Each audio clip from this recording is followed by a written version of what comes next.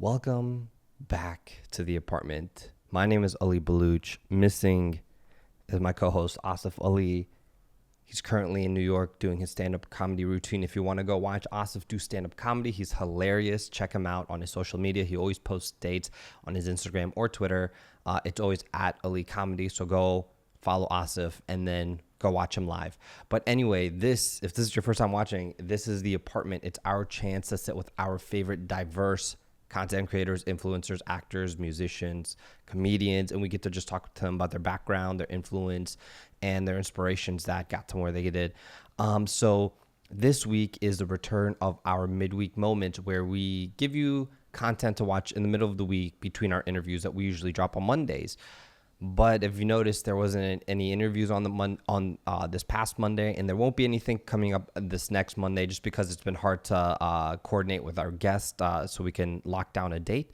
So my apologies. You're going to go 2 weeks without an interview, but when we come back, we're going to come back strong.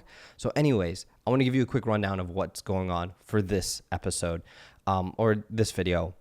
So a few months ago, the IW group that partnered with HBO reached out to us asking us to host the apartment, I keep looking over here like Asif's here, but he's not. It's just an empty chair. They asked us to host a screening for the winners of the HBO APA Visionary Short Film Competition and do a Q&A panel afterwards. And I was so honored. I was like, yeah, thank you guys even just for considering us. So we did that. So earlier this month, we did a screening. We screened the 3 winners of the film festival, and we did a Q&A with the filmmakers right after.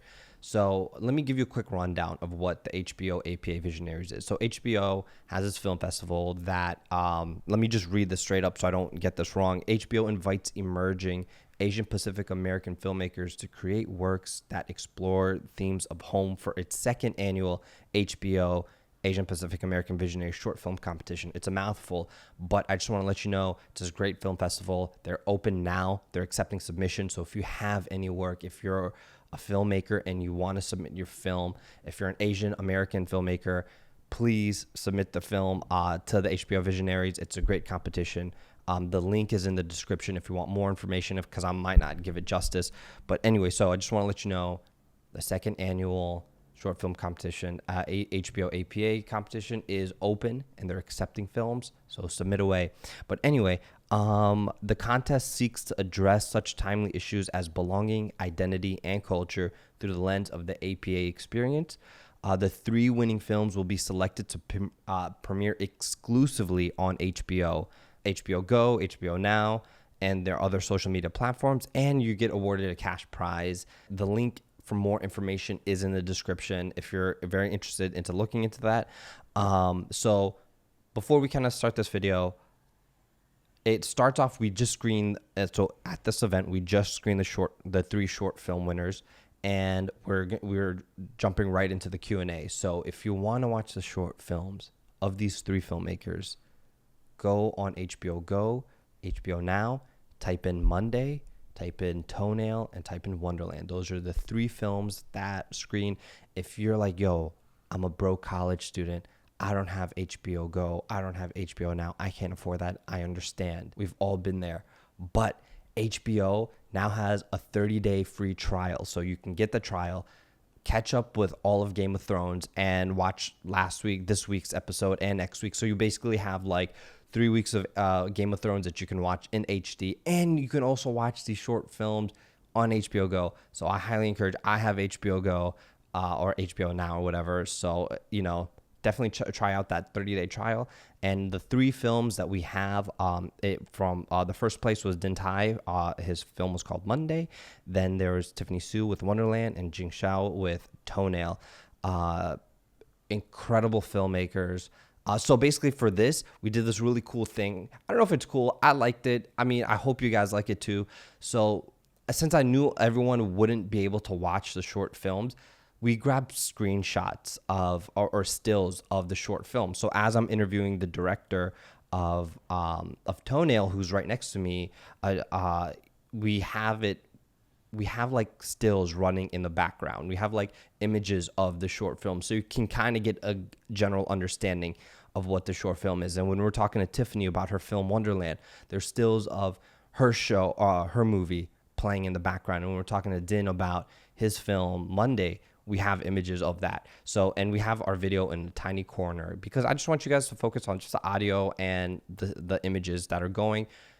Staring at me as much as you guys want to keep staring at me, it's cool. This is a podcast, you know, so just I hope you guys enjoy it. It's something new I want to try out. I mean, let me know if you like it. I really hope, you know, you guys do. But anyway, so that's that. Enjoy. I'm so sorry. I talked for so long. Jeez, I talked for like 5 minutes, 6-7 minutes. My apologies. Yeah. So you've done a lot of ad spots and commercials, and you know, one of your other previous films, it was very sci-fi in action, and yeah, of course, we do our homework. And do you feel like what kind of inspired this shift into like a very like comedy drama dramedy, you know, style of narrative? Because it seems it seems more intimate and personal, you know. Yeah, I kind of like to just do whatever is interesting to me at the particular moment. I got married recently, and Congrats. Thank you. And while I was preparing for my wedding and thinking about like what I was going to say for my wedding speech, I was thinking a lot about my parents and sort of all the things that they'd done for me over the years, and like how. And for some reason, I thought of my dad's toenail because when I was a kid, I just thought that when you get old, your toenails get fucked up. And then when I got a little older, I was like, oh, what's wrong with you? What's wrong with your foot hygiene? And then when I got older than that, you know, and I started hearing stories from my mom and like my grandma about like all the things that he go through. I mean, he was in the Cultural Revolution, and even anyone that knows anything about that, it was a pretty terrible time. And that's why his toenails are messed up. Okay. So it kind of inspired me to just have the story like this. Can you dive into that and you know, unpack that for us? What was that Cultural Revolution? I mean, so my parents and your dad's struggle within it. So my parents grew up in China during the 50s and 60s, and there was a lot of political turmoil at the time. Mm-hmm. And there was this sort of political movement called the Cultural Revolution. And if you were in the cities, if you grew up in the cities, and you were the children of people who were like educated or well-to-do, you were basically, you know, told that you had to learn the harshness of what it is to be like a peasant, a farmer, in order to understand their struggle. So my dad had to basically take his 20s and move out into the Chinese countryside and work. And, you know, part of that was like, I don't know, working in rice fields. And his feet were, you know, underwater for like most of the day. So, you know. So that's how they got messed up. Incredible. Yeah. Did he need any amputation, or what was no? No, I mean, I consulted my many doctor friends about that. Okay. It's a bit of a stretch, Yeah. but I hope that can't happen, you know. But it is possible if it was really, really bad. Okay, so there's one thing that kind of stood out to me that I was curious about, just from an outsider looking in the elevator scene, when our character's at work. His coworker looks back and says, "You know, it's Asians like you that fuck it up for the rest of us." What did that mean? What would you know? For some reason, I always had that scene at the office, and I always knew I didn't want it to be, you know, Chad, you know, frat bro Chad or something like that. I wanted to be another Asian guy. I didn't understand why, and then working with the actors, we sort of talked about it, and what we sort of discovered was like that guy's story, the elevator guy, and the main character Frank. They have the same background. They have the same upbringing. And I think they just decided different ways to deal with it. Yeah. And I think especially for Asian guys, you see a lot of that. You see like, you know, because, you know, in media or whatever, you know, the Asian man is like emasculated frequently. Yeah. And then their response to that is often like in two very different directions. Mm-hmm. So that was kind of just a little, you know, pointing that out. And that is something that happens on. And I think you can see like people going the opposite way too much. I'm starting to see that, I think. Yeah. So that was kind of just calling that out a little bit. Okay. All right. Thank you. And we'll have more questions, but Tiffany. I'm in the hot seat. So Tiffany had she wrote and directed Wonderland. So thank you. I mean for coming out and showing up. Before we started, I like literally the first note I have is Hamilton. So. Which I made. No, sorry. No, I for basically love. everyone who knows me and watches our podcast, they know how obsessed I am with Hamilton. But that's beside the point. I just Right literally there wrote. with you. Yeah, I literally just wrote Hamilton. That has nothing to do with any of the questions I'm going to ask you. The biggest honor is for my name to be associated with that in any way, shape, or form. So Did it inspire thank you to write this? Mm. Because that was like 2 years ago when you went to watch it. Yeah, it was 2 years ago, but at that point, I have had this idea to make this for a while. Okay. Though I love I'm just trying to see if there's a link there. I'm sure there is. I would say that there. I mean, it's in my head a lot, sure. and it's something like I think it's like listening to Hamilton and seeing it like that changed my life in so many different ways. And I guess I couldn't give you a direct connect except that it inspired me to make things that tell different aspects of the immigrant story. Oh, for sure. And to keep doing that and to I guess to understand how important it was for me to see other people doing it and want to keep doing that. So in that regard, completely. But literally before like this morning when I left the house, I was wearing my "Immigrants We Get the Job Done" T-shirt, and I was like, I've worn this way too many times, like for an episode of a podcast. So I was like, I'm not gonna wear it, and then little did I know. But anyway, so let's talk about your film. That's why you're here, right? Not to talk about a kind of. musical. Though I will say, when this is just totally side point, but I watched them when I watched Yeah. Hamilton. It was a part of this fellowship that I had gotten for film school that was that basically gives kids or students who are either immigrants themselves or students of immigrants. It's called the Soros Fellowship, and as a part of that, so basically like 60 immigrants or immigrants' kids went to go watch Hamilton. No way. And when they said that line, Yeah. they had to stop for about 2 minutes because we wouldn't shut up. That's crazy. I It heard. was just amazing. Yeah. Okay. We'll talk about All right, more sorry, okay, Hamilton. yeah, later. but the film. But Sorry, yeah, the film. The film. So you stated that like there's something about Vegas that like interested you. I think you mentioned like it's like an adult's playground. What kind of drew you to that? And like a follow-up question would be, in your research into gambling, I kind of discovered that there's like a taboo of Asian Americans with gambling addictions that you wanted to touch on. What was that discovery like, and the Vegas aspect? What drew you to that? Well, I guess I would say, as a kid, I definitely spent some time in Vegas, and it was always a weird place as a kid, right? Because like, it's kind of beautiful. There are all these lights, and it's really glamorous, but at the same time, it smells really bad, and like people are doing strange things that you don't understand, and it was something that I didn't ever process or understand. And as you get older, it's even more absurd because like Vegas is this place where adults go to get away from everything that they have to deal with in real life.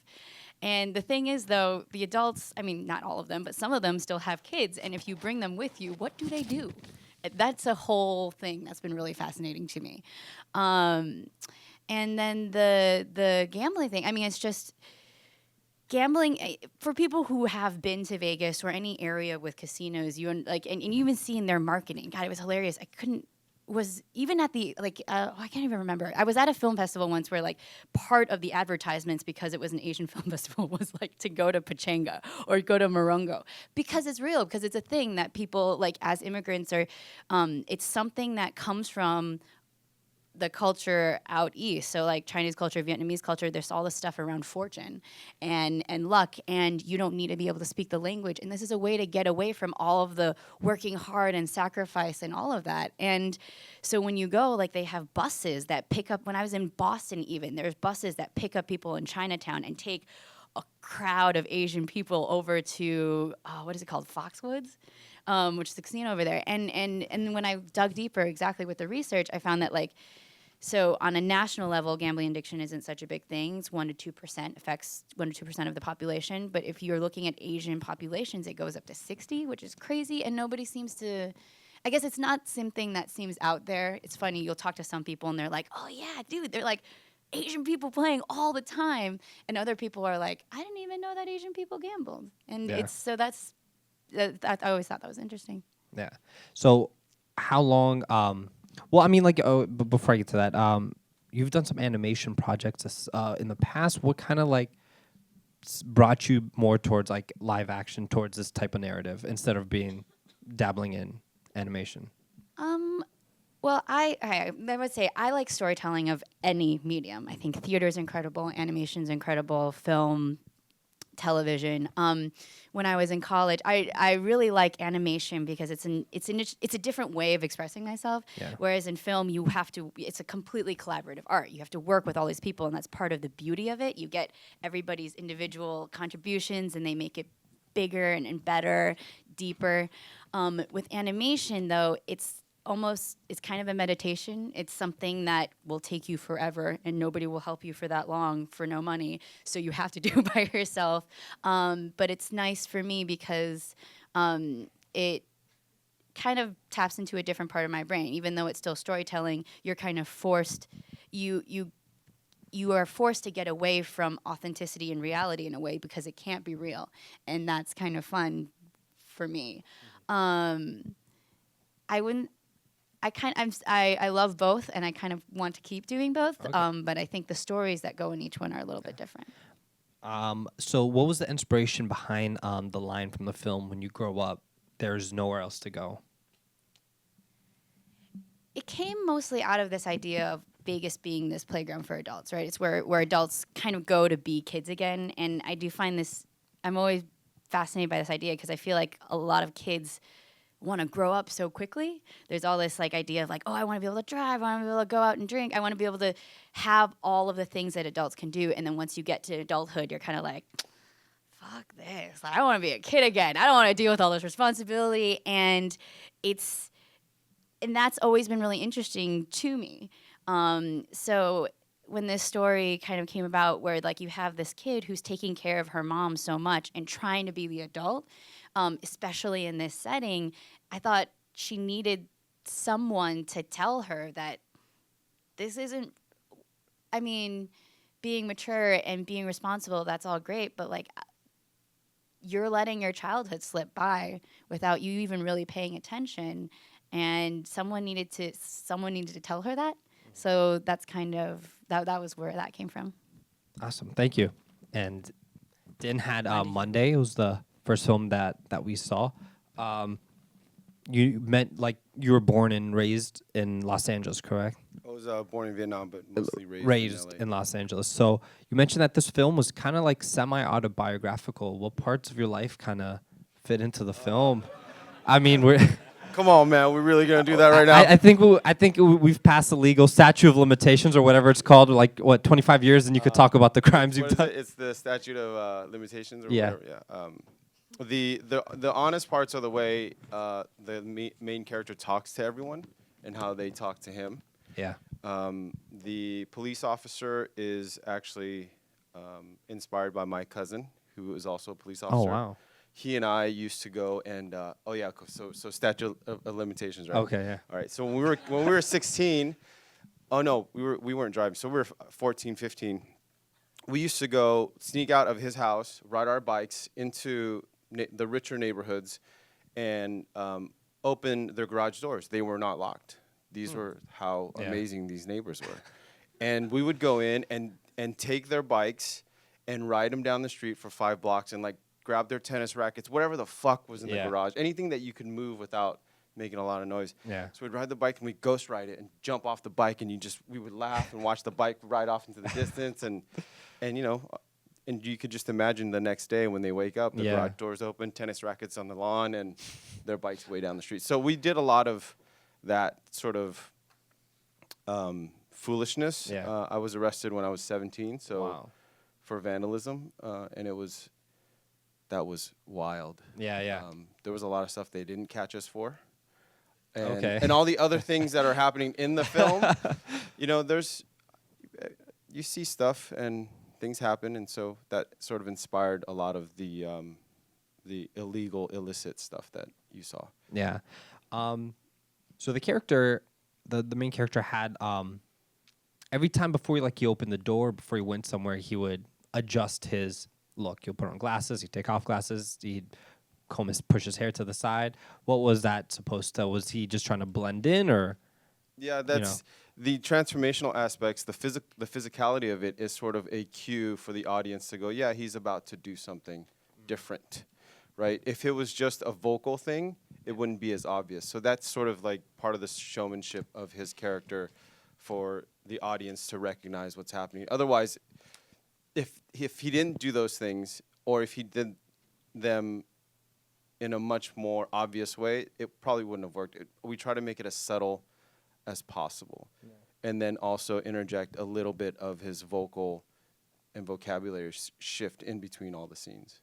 So, this is your first ever narrative film, correct? Yeah. First. What inspired and motivated you? Because you've worked in advertisement before. Yeah. So what motivated and inspired you to do this narrative short? So there are a lot of things that led up to this moment, but the ones that really made an impact are two of my friends, Greg and Fidencio, and they are filmmakers. They literally will write their own stuff, take a camera out, and just make it without any help. And so that was inspiration to me, and I saw how they can do that, so I said, sure, I could try that, give it a shot.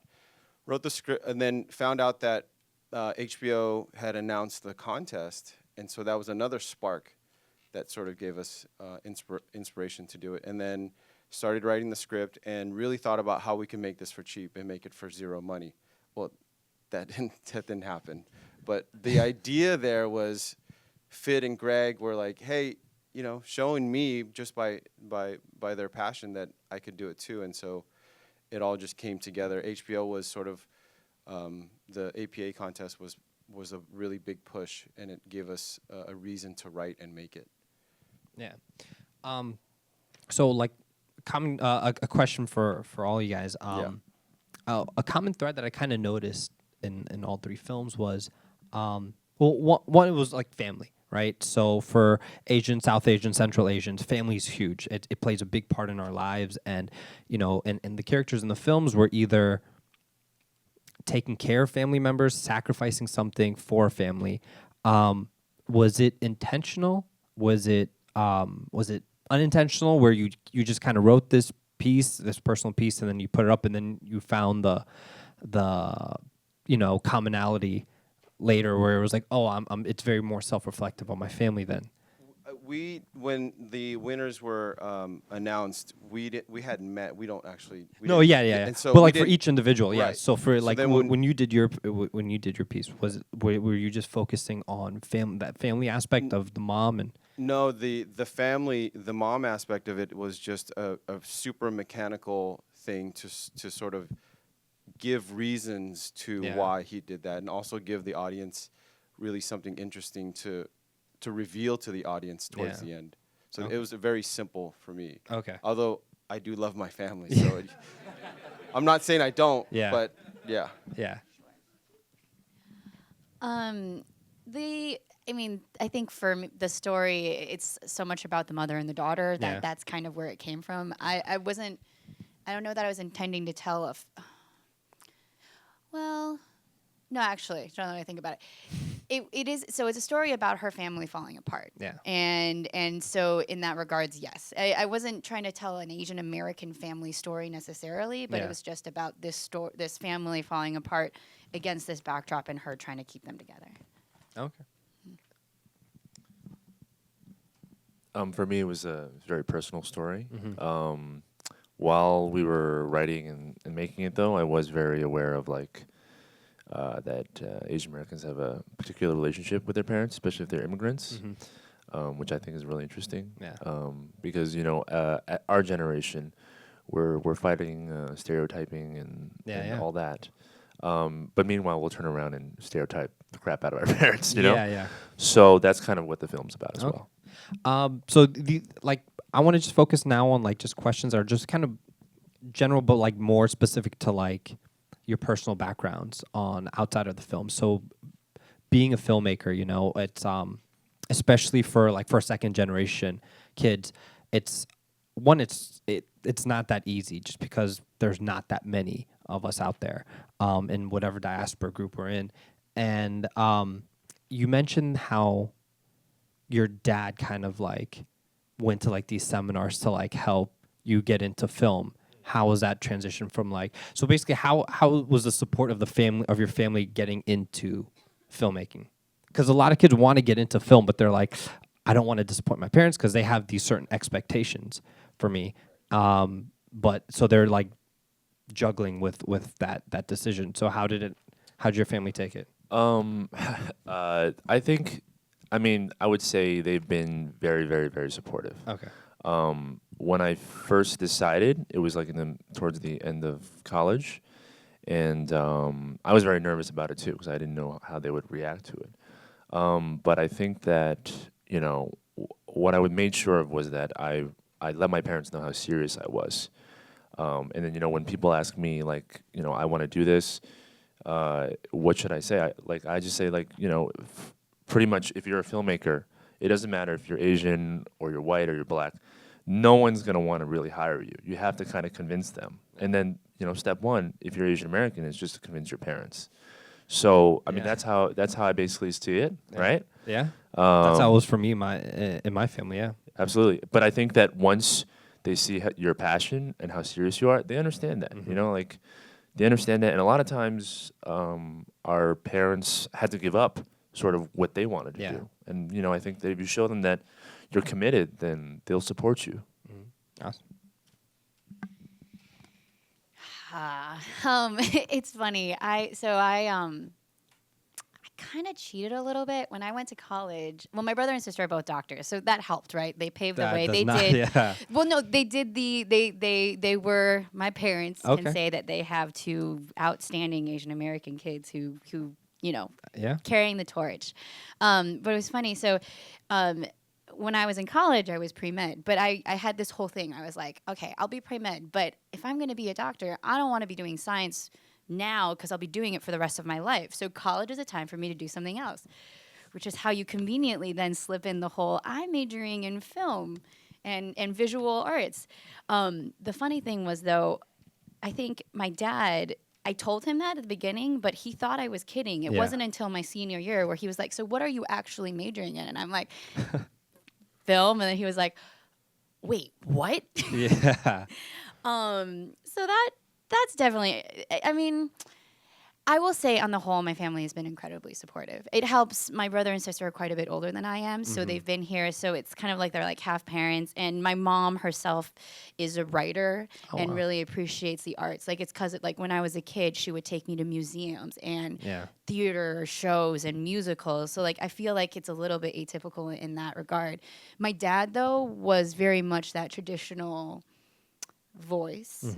But on a level, it's interesting because he was also he loves entertainment in a way, like he escapes into it. Like he will watch, I mean, mostly soap operas he did. And I was like crazy. I was like, how are you, this like 50-year-old man, an Asian man, immigrant, is watching like Dallas and loving it. 80s soap operas. Oh God, 80s soap operas, Chinese soap operas. He was Cosby. I mean, now it's kind of sad. But like, so I see now how that influenced your previous work. Yeah. Like even though he was an engineer and he very much had that traditional narrative, but he also just loved these movies that I'm kind of like, how can you tell me that this isn't a viable, I mean, it's not a viable thing because we don't know how to do it, but like, it seemed like a worthwhile pursuit.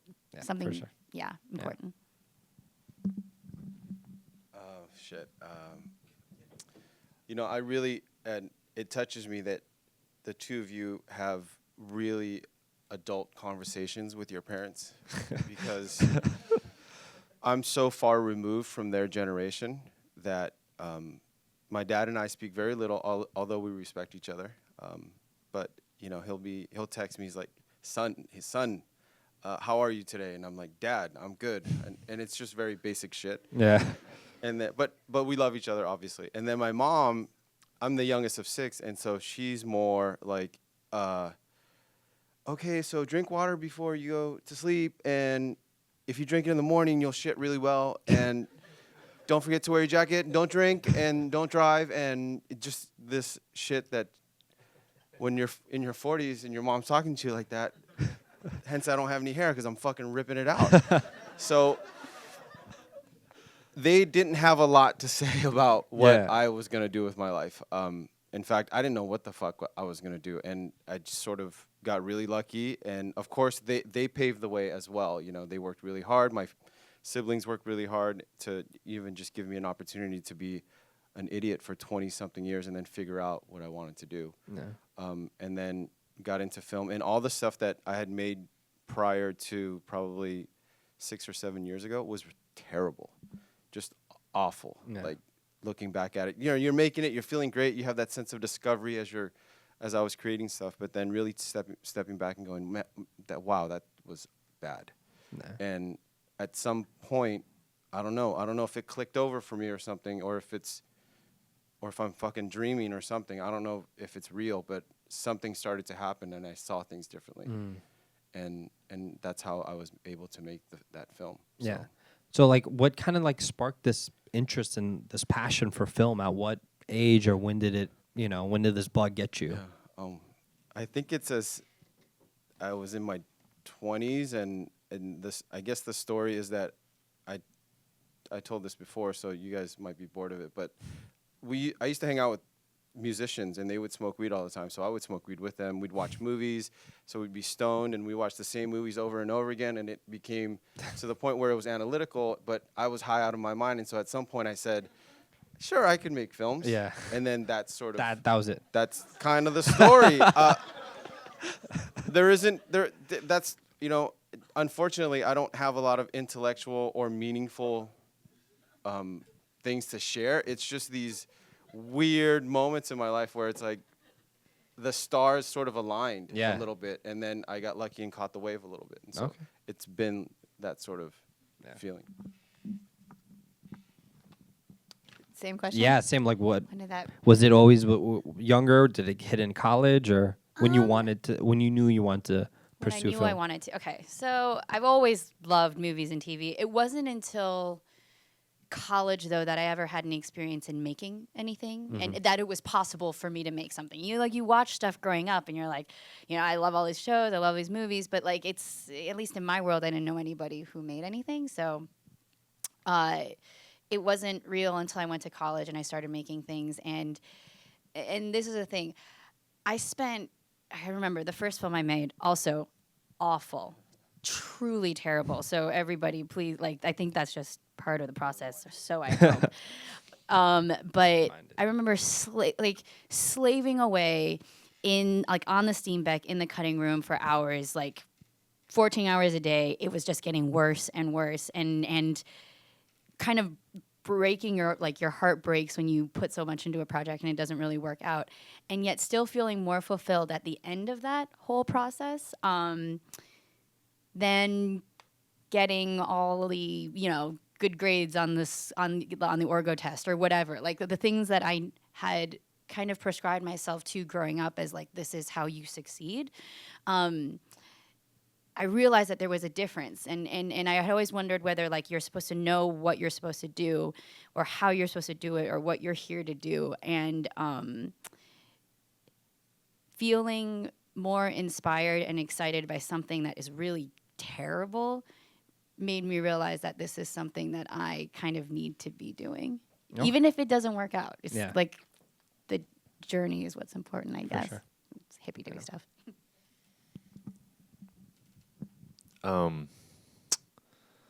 My parents really like to watch stuff, so they like to watch. Let's see, they're real big fans of Richard Gere. Okay. Richard Gere. Any Yeah. parents Richard Gere fans? Sharon Stone. I don't know why. Basic Instinct is Wow. The That was your most- family film, Basic Yes. Instinct. Okay. A lot makes sense now. Yeah. So I watched a lot of movies with my parents growing Okay. up. I never really saw it as something that I would want to do. Then I went to college to study psychology at NYU. Okay. NYU has a great film program. Oh, yeah. And actually, that's how I met a lot of people that were doing it. For sure. And then I would see them, and they would be in like, I would come home to the dorm, and then they would be all up in my shit, and I'd be like, I would just sit around and eat their crafty, Yeah. and then just watch them do it, and then and I was like, oh, this is pretty cool. This is pretty interesting. Yeah. And then just hanging out with those people, I started watching different films. I was an early adopter of Netflix when it was still Okay. DVDs. Yeah. It's crazy. It's like, Yeah. and then I started watching films that were like recommended or like on lists or whatever. Yeah. And I was like, holy shit! Like you can actually take a story this far. Yeah. Yeah. And then I just got hooked off of that. Okay. Yeah, That's crazy. basically. So, from your film, what was do you have a favorite scene or moment from your film that you kind of want to elaborate on, or just anything or that if there's anything to take away, or a scene, or I really like the elevator scene. Okay. That you mentioned. that exchange? Yeah. Yeah. But I think I'm really proud of the second hospital scene where Frank gets into a little bit of a fight with his dad. And I just think that Keith, who's not here, but Justin is here. I think they just did an amazing job. That was the first scene we shot. Oh wow. So So that was the very first scene that we shot, and they just showed up. Yeah. Yeah. Awesome. I don't know if I have anything to unpack. I always really like the scene where the mom comes home and crawls into the bed with her, because it seems to encapsulate a lot of their relationship without saying anything at all. But I also I kind of love it when she puts the money down on the table and gets her mom kicked out. Yeah. Because it always Very seemed- ballsy.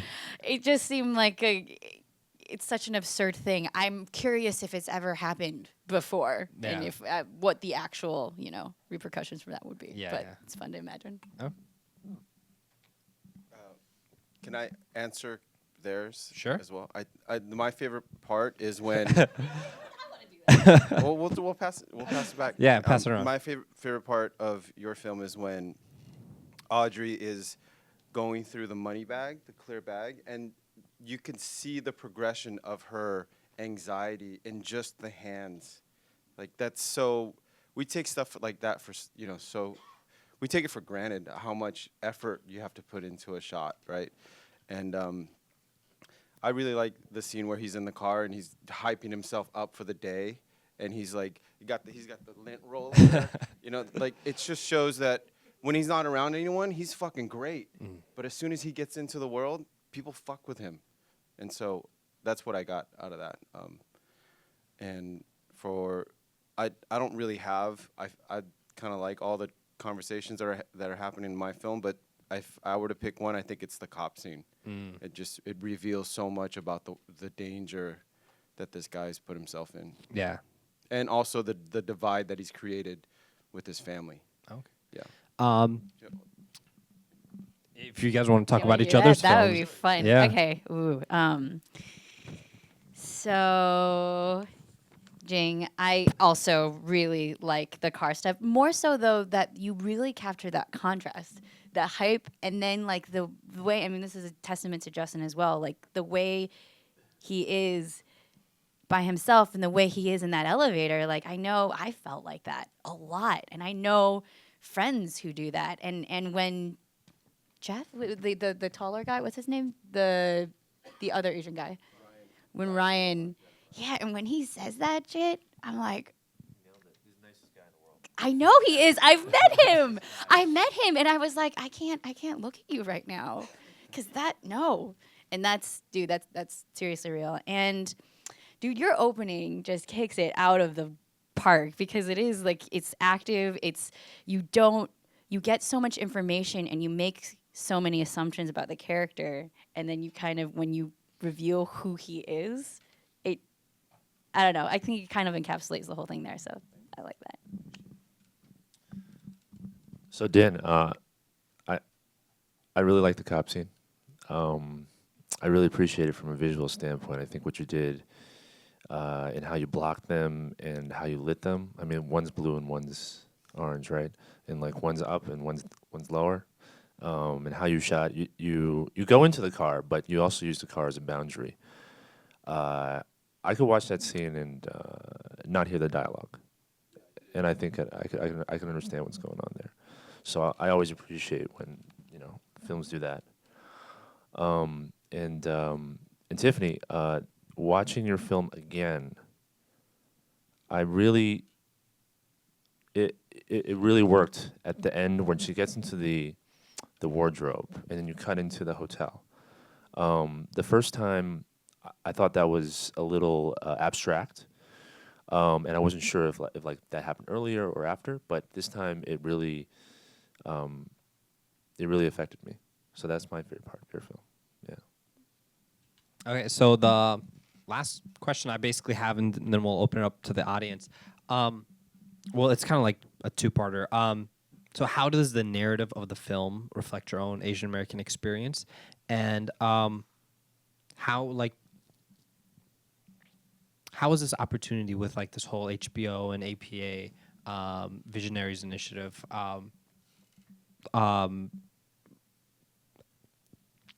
How's that like? I don't want to say how's it feel, because obviously it's a great thing because you guys have this great platform, but for aspiring Asian American filmmakers as well, like this opportunity that's giving, especially for minority filmmakers, how does that help? And yeah, so your the first one was, how does the narrative reflect your own Asian American experience? So I guess I'll just sort of answer the two questions together. I think the competition had a huge impact because, as an Asian American filmmaker, you want to make your career viable, and that's sort of, you have to think about, how am I going to tell a story that's going to break out in the mainstream? Yeah. And then you need to sort of strategize, right? It's like, do I limit my perspective? Yeah. So, when I came up with this story, because I'm coming up with ideas all the time, right? But when I came up with this idea, I said, this is a very personal story. I really see it very clearly right away. But if I make this, where will it go? And HBO Visionaries, like, that answered the question. You know what I'm saying? Because this is specifically calling for something like this. And now that I've made a film that, is very personal, that I draw from personal experiences, I see that it's actually more effective than when I go into a project and I say, like, how can I make this reach a wider audience? Mm-hmm. So I think that, for me, as an Asian American filmmaker, when I tell a story and I try to tell it as personally possible, it will be Asian American. Even if my characters aren't Asian American, I mean, this is a little controversial, but even if my storyline isn't pushing, a specific Asian American perspective, if I tell my story as truthfully as I can, and that's hard enough, I think just the fact that my perspective is in there will demonstrate, will be part of it. And I think if you see a lot of the, the Asian American filmmakers that have found mainstream success, you can see these threads in their work. And I guess that's the answer to the question. Agreed, definitely. I think so Asian American experience and then HBO. The film, I completely agree. But I generally come from things from a personal perspective. So I would say that the HBO thing, it's been so exciting. I've made a film before, and I remember going out there and with it and talking to executives, and even I had an Asian American executive sit me down and tell me, just like, I like your film, it's great, but you should be careful, right? Don't make films that, like, you want to be careful not to pigeonhole yourself as an Asian American filmmaker, because there's a limit to that. And it was hard to hear because I never tried to make an Asian American film explicitly. But if I'm telling a story from a personal place, like Jing said, it's going to have that feeling of being Asian American. And sometimes I feel like if you depending on the story, if you have someone else play that character, then it just feels false in a way. And what's been really cool about the HBO thing, not only just that the community coming out and supporting us and being around and being so excited and inspired and inspiring me in that same way, like that has been a completely heartwarming, I guess, motivation for everything. But that people all across, like my family members or my fiance's family members who are all white, for example, who are in Maine, have gotten together to watch my film. Like, that's a crazy thing. That's a crazy thing that I never would have expected being able to happen, and that they watch it and they get it and they're moved by it. And that's something that only could have happened because of HBO. And regardless of the legitimacy that it kind of gives you in the industry, which is huge, but like on a personal level, that has been amazing to get those reach outs from people that I never would have. I don't think I would have even invited them to go watch the movie, because I would have thought, hey, this is something completely out of their perspective, and they watch it and they're like, not only do they get it, but they're just so excited that it's out there. Yeah. Yeah. For sure. I don't know how to really answer this stuff. I agree with you guys. There's a reason for us to make these types of films and then to be a part of this Asian American community. I almost want to say like small fish, small pond type of situation, where people look at us and say, hey, you guys are filmmakers, but you're Asian filmmakers, and you're tall for an Asian, or you drive well for an Asian. Like, what the... Like what's these the- little racist microaggressions. Yeah, are it's like, said, what does it really mean? Do we just make something really good and it's good enough to stand on its own, or does it have to be labeled Asian American Yeah. visionaries? So it's an interesting thought for me. I would when I wake up, I think a lot of you can relate to this. You don't think of your ethnicity when you go to sleep. You don't think of your ethnicity. It's only when when you're in your car listening to music, you don't think you're this sort of low-level employee, but then when you start to interact with people, they tell you who the fuck they think you are. And so it sort of hurts my feelings at times, and I'm not quite sure how to speak about it, because I could easily offend a lot of people. Yeah. So I'll just say that let's just keep making good stuff, but thank you for the opportunity, obviously. Okay, awesome. We, questions from the audience, if anyone has any questions for the filmmakers.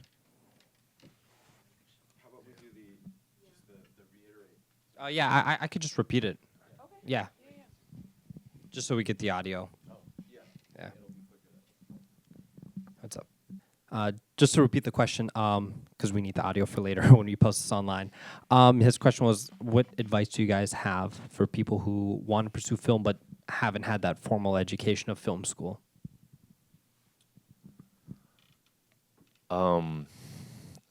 I would say that, the three of us are very lucky. We did go to film school, right?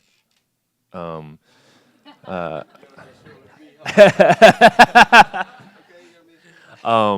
I'll say this: film school is an interesting thing. It's you don't get a degree that is like an accreditation, right? You kind of get this MFA, and then nobody cares. So I would say that like film school is where you learn how to make a film, but not why. And if you don't know the why, you're never going to make anything good, really. You might make something that looks great, it sounds great, but you won't make anything that I think will truly reach out and touch people. And in terms of how to make a good film, I would ask you, like, what's the best thing that you do? Like, what's the thing that you are best at? Huh? Like, what's something that you're really good at? What's something that you're really good at? Of your work ethic, right? So, like, for example, the first thing in my life that I tried really hard to do was play basketball. So, like, I got obsessed with there you go, basketball, right? So I got obsessed with basketball in high school, and I played like every day. All right, and I realized that, and I had a very specific strategy. I watch videos, I would train, and then I would go play, sometimes by myself, sometimes with my friends, right? And that's I basically just use that energy, that motivation, as sort of what I then applied to filmmaking. So I said to myself, I'm gonna have a specific strategy, and I'm gonna stick to it, and I'm gonna just do that until I'm good at it. And it's and like I've talked to people who used to be cooks or used to be artists, and then they use the same process to get good at filmmaking. It's whatever it's, and then that's how you're gonna have your own flavor as well. If you bring your own sort of, if you're proud of your work ethic, then just apply things that you have learned from getting good at other stuff into film, and then you'll basically get there. And don't quit. Yeah. You pumped? Awesome. You don't even know what I'm going to say. I think Jing is right. One thing I'm going to tell you, filmmaking is not you can learn it in school, but it's not about school, right? Like, it's not like being a doctor where you have to study and test, you have people's lives in your hands, etc. Like, it's all about the experience. You can get that experience. You live in Los Angeles. You can get that experience by going out there, by working on other people's shoots. PA, go to, like, students are desperate for PAs. If you want to understand how you do that, you can do it. Sign up, show up. That, like, having someone reliable, you can do that, all that stuff. To make a good film, though, you have to have, is like Jang said, it's about story, and it's mostly about point of view. It's what you have to know, what it is you want to say, and how you say it. And in all honesty, the way you learn is trying it and watching stuff that you respond to that's good, and figuring out why it is. And you might not know, right? Like the great thing about stories and films and theater and all of that is that it's kind of magical. But I mean, if it moves you and you want to figure out how you're going to do that for other people, you have to really dig deep into figuring out what that is and what it is you want to say.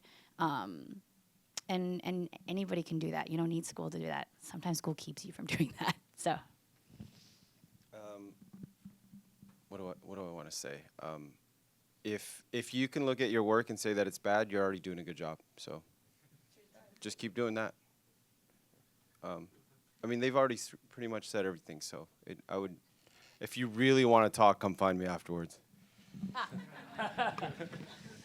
I mean, you've seen his film. You know how people get ahead. Yeah, exactly. Do you guys feel like the more you do it, the better you get with each film that you guys have done?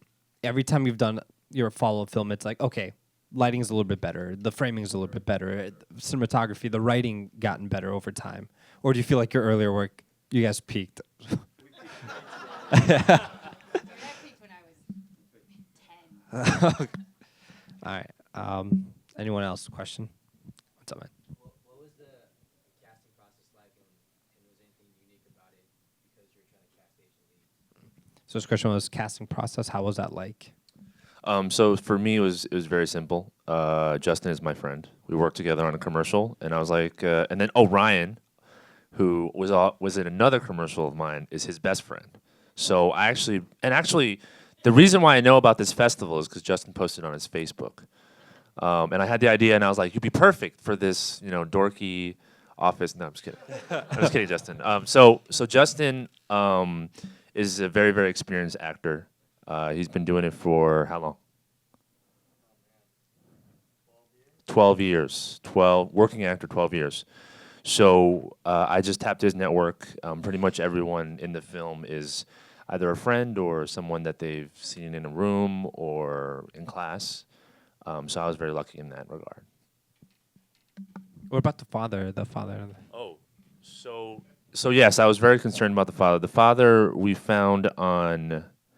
The father is a guy that comes in a lot for commercials. Okay. And he had the right look and he had the right energy, but he wasn't an experienced actor. Mm-hmm. But when he did do it right, he really he hit home runs basically. Yeah. Okay. His batting average is terrible, but when he hit the ball, he hit it out of the park. Yeah. Yes. It's a great way to play. He's out here. He doesn't go on. All that matters is the finished product, you know? It's true. There's a shot where you can see his script. Oh, no, I didn't. Jing, you don't talk about these things. You VFX this stuff now. So I kind of cheated. Joan Chen's the bomb, and the mom character was someone that I knew had to be someone who could do a lot of different layers, because it's really easy for a gambling addict of a mom to be completely two-dimensional. So I wrote the script. I sent it out to her. She liked it, which, you know, I still, when I got that email back, it's just like, oh my gosh, can't, answered a lot of questions for me. It was interesting trying to cast to cast Adeline, because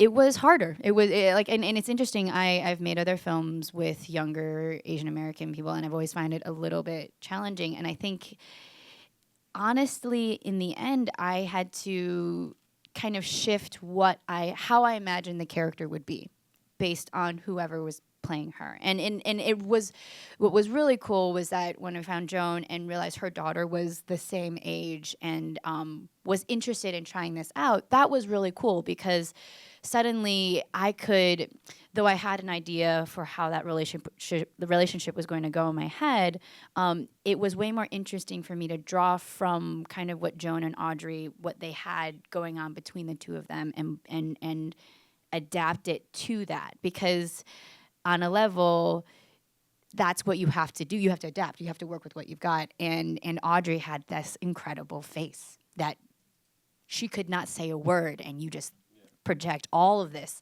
on her. And that's, when I first wrote that script, it's not what I imagined, but it worked really well for this kind of atmospheric piece for someone going through that. But that's stuff you find out, right? It's stuff you find out as you make it. So they're related, right? They in real life. The mom and daughter are actual mom. Yeah, I'm not sure. Yeah, Audrey, who plays Adeline, is Joan's daughter, and this was her first film, first acting ever. And yeah, so she was 12 when we shot that. It's about as long as you've been acting. That age. Still, seriously. For Monday, we found everyone through Backstage. I always get it confused. What's the other one? No. It's one of those. It's just the online one that people seem to use. And Simple. it's super complicated. You cannot group message anyone. You have to message people individually. So there's a lot. My copy and paste is broken because of it. Okay. So that's how we found people. I guess the most important story is about the lead, Kevin, and what he had to look like. This was his first acting, I guess, job, and he had to look a certain way, and we thought that he had the right skill set. He could be this character, but we worked pretty heavy on how to make adjustments to his own, just his natural instincts. There was a moment we were rehearsing, and it's the line, "Hey, my ninja," and he says, "You know, ninjas are Japanese, right?" And Kevin's reaction was to the line, "So what are you?" And Kevin's reaction was, "Blackanese." And I'm like, "No, don't do that. What the fuck is wrong with you?" So we worked really hard on these natural instincts for him. And another story is this other story. I love you, Kevin. And another story is we would call each other, and he would answer his phone. He's like, "Hey, Dan, how are you?" And I would answer, "What's up, motherfucker?" And just to mess with his mind a little bit, just to get him in the mood, right? And now it's completely switched. I'll be like, "Hey, Kevin." He's like, "Yo, what's up?" So finding young talent is really cool, because you get to work really heavy towards that one character.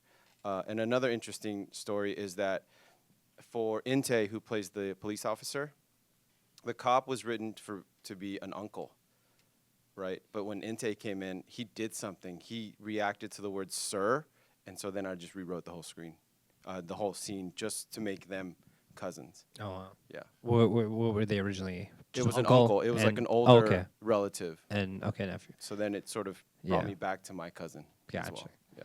Awesome. Any other questions from?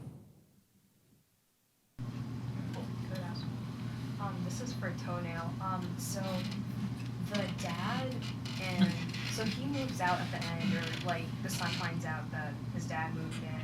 He didn't tell his son and stuff. Why is that? Like, even though the dad is like super friendly and outgoing and stuff, why didn't he tell his son this, or like why wasn't that like kind of like relationship? I think it's. I mean, that comes from a personal space. Like my dad doesn't tell me anything if he's particularly serious. So I'll give you an example. Like when I was going to NYU during midterms, I get a call from my dad. It's midterms. He thinks I'm studying really hard. I'm on the basketball court, of course, and he says, "Hey, don't get upset, but there's a fire at the house." And I'm like, "Oh my God, what?" And he's like, "Yeah, it was 2 weeks ago." I'm like, "What?" So he didn't want to call me because he knew I was busy studying and all that. And I don't know. I thought that was a common thing. And for in this relationship, like in this film, I feel like Frank, he's so obsessed with work, which ironically he thinks is what his dad wants. He's so obsessed with work, and his dad can see that. And I think that because of that, he, doesn't want to bother his son with stuff. And also, I think his father's a prideful man. He used to be the judo champion of Daegu province. So, if for whatever reason there's financial hardship, I don't think that he would want to go to his son for help. How are we looking on time? Yeah, okay, okay, one or two more questions. I saw a hand over here. Did you have a question? So the question was your journey in film, and if you had to do anything, side hustles to get by and honing your craft. I graduated from film school 15 years ago. This is my first short, and I've been lucky enough to shoot and edit and direct really awful promos for people and make a lot of mistakes. And so is part of that journey. Just to, I think that if you have to be a waiter or you have to work a desk job that doesn't involve filmmaking, you might be hurting yourself a little bit. Just try to stay in that industry, whether if you're editing some really bad video, you're still practicing, even if you're in the edit bay and you're cursing the cameraman, you're practicing. There's something going on with your mind right there, because that would mean when you're behind the monitor on set, hopefully you won't be cursing at your cameraman, but you're still gonna activate that part of your brain a little bit. So it's interesting. When I got out of college, I actually worked in the industry for a while and was really frustrated. What? For who? Tell him who. It's not the point. The point. I know, but I want you to brag. I want you to tell him. Well, okay. So I worked as a director's assistant on a couple different features. One was in China, and I worked for this guy named Wang Li Hong, but I don't know if anybody knows here. But I helped him make his first movie, Love in Disguise. And then after that, I worked for Ang Lee on Life of Pi as his assistant. But what was the point of that was that it was really, it was incredibly, educational. You learn so much, you meet so many people, but I was so frustrated for a lot of it because I wasn't making anything. And I felt anxiety around that. And after I got, and it was a lot of time. And again, I learned so much. It was wonderful, but I needed to get back into making things. So I've been really fortunate. This film is actually my second year film from school. So I've been in school for the last few years, and I'm still making films there. But I still try, even before I think went back to school in order to be in an environment that was forcing me to make a bunch of stuff, I would be making animation promos on my side, trying to do whatever I could, photography projects, even films on my own, just to keep making things and making mistakes and making terrible stuff so you know what doesn't work. I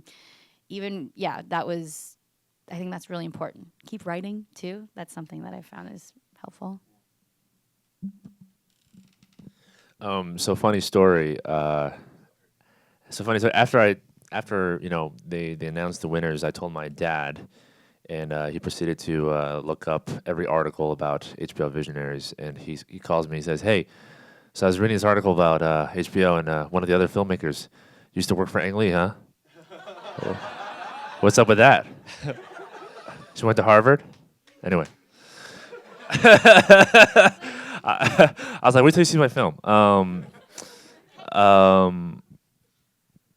I've had a very lucky journey. It started out a little bit rough.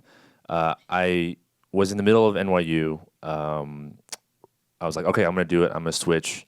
I'm gonna switch into the film program, and I was promptly rejected. So I didn't really know what to do with that afterwards.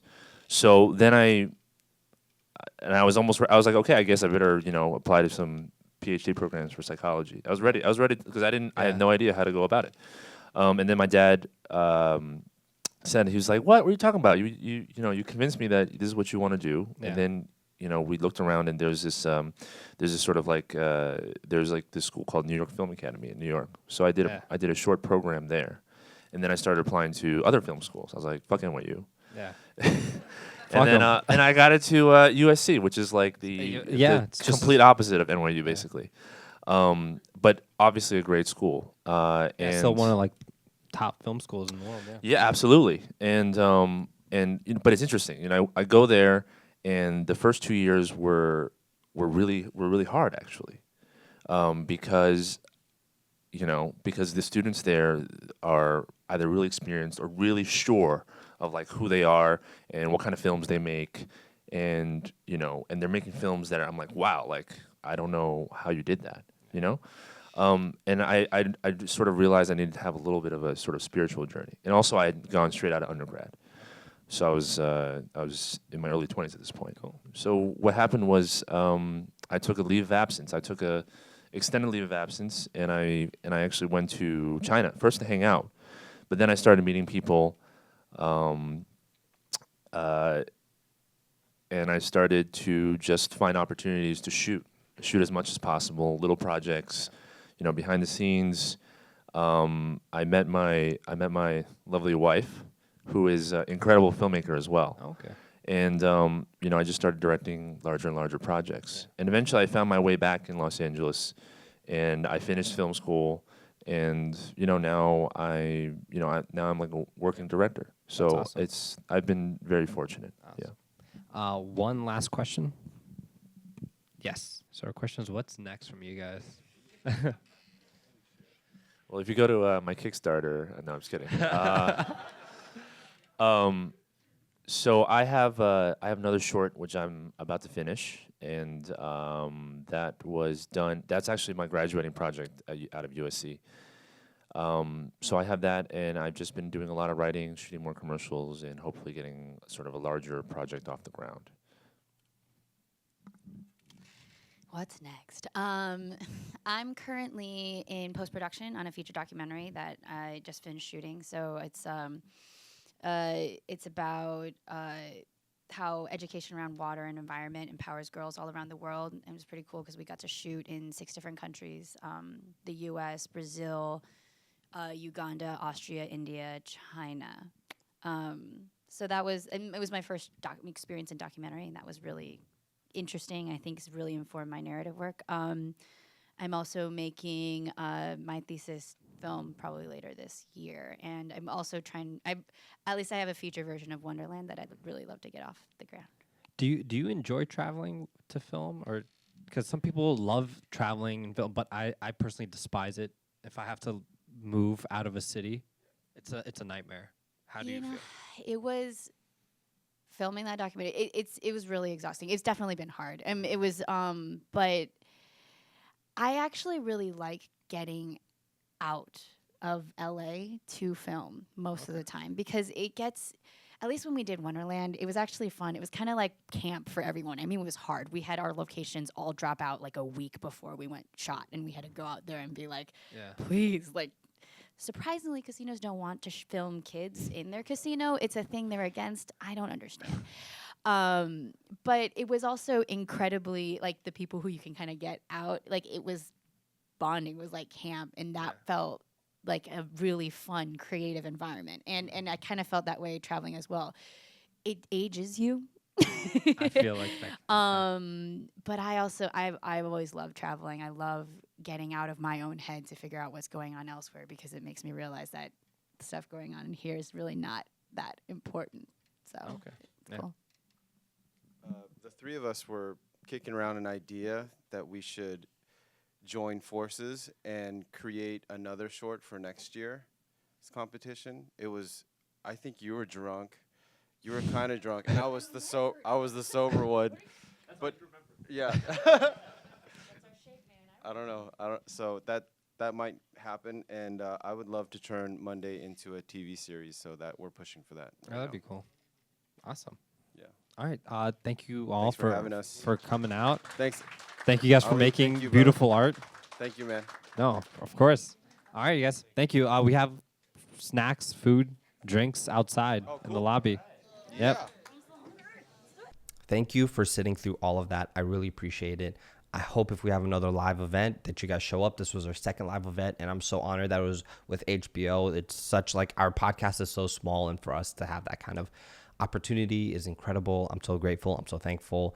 So if we have another live event, please show up. I'll always announce it. So if you're interested in this film festival, submissions are open now. It began July 12th. If your film does get in, which I hope it does, it will be premiering at the Los Angeles Asian American Pacific Film Festival in April of next year. I'm excited. Please check out the website. And I think that's all I got, man. Again, I'm sorry that we don't have an episode this week, and I'm sorry that we don't have an episode next week, but we're trying. We're just going back and forth with our guests to get a good date. And this week is Comic-Con, so no one's going to be in LA. All the creators we want to interview are going down to San Diego for Comic-Con, and I'm going out of town for the weekend. So that's that. Anyways, thank you again, and just check out last week's episode with Lord DIY, dude. It was so good. It was such a dope episode. And I feel like our Swoozie episode that we did with Swoozie just went underrated. Like, that was probably my favorite interview to date. That was it was such a great conversation. Anyways, enough of me rambling. Take care. Bye. Check out the website, hbovisionaries.com, for more information. Go get HBO Now. Go get HBO Go. Go get HBO, man. I'm watching The Sopranos on HBO right now. I'm watching Game of Thrones. I just finished Silicon Valley. Look, this isn't a sponsored thing. HBO, we hosted an HBO event, but we're not sponsored to push HBO Go, but I enjoy HBO. So check it out. Oh, and they have the Defiant Ones, this great documentary with Dr. Dre and about Dr. Dre and Jimmy Iovine. Again, this sounds like a sponsorship. It's not, but I literally just finished watching that 4-part documentary series. So if you want to talk about that, because I'm really fascinated about that history, watch it, tweet me. Anyways, I got to get to work. Bye.